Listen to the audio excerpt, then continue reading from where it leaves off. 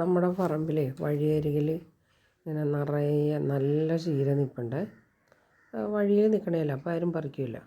കാട്ടിലല്ലേ, കുറച്ച് ഇങ്ങനെ വഴിയിലോട് ചേർന്ന് തന്നെ പറമ്പിൽ തന്നെ, അപ്പോൾ അതാരും പറിക്കില്ല. ആൾക്കാർക്കൊരു നാണക്കേട് പോലെയാണ്. എന്തായാലും നല്ല ചീര ആയതുകൊണ്ട് ഞാൻ പറിച്ച്. നല്ല അസൽ ചീര. അത് ഒരു ദിവസം തന്നെ ഫുള്ള് കഴുകി വെള്ളത്തിലിട്ടു, ബക്കറ്റിലിട്ട് കഴുകിയെടുത്തു.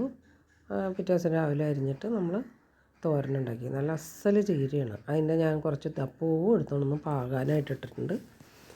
അപ്പം ചീര പിന്നെ തോരനുണ്ടാക്കണ എല്ലാവർക്കും അറിയാമല്ലോ, അപ്പോൾ അത് പറയേണ്ട ആവശ്യമില്ലല്ലോ. അതുകൊണ്ടാണ് കേട്ടോ പറയാത്തത്.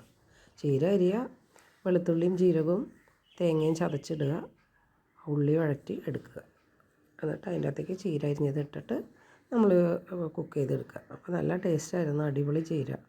ചീരയ്ക്ക് 30 രൂപയാണ്. ഒറ്റ പൈസയും കൊടുക്കണം. നല്ല അടിപൊളി ചീരത്തോരൻ, സൂപ്പർ. ഇഷ്ടപ്പെട്ടാൽ ലൈക്ക്, കമൻറ്റ്.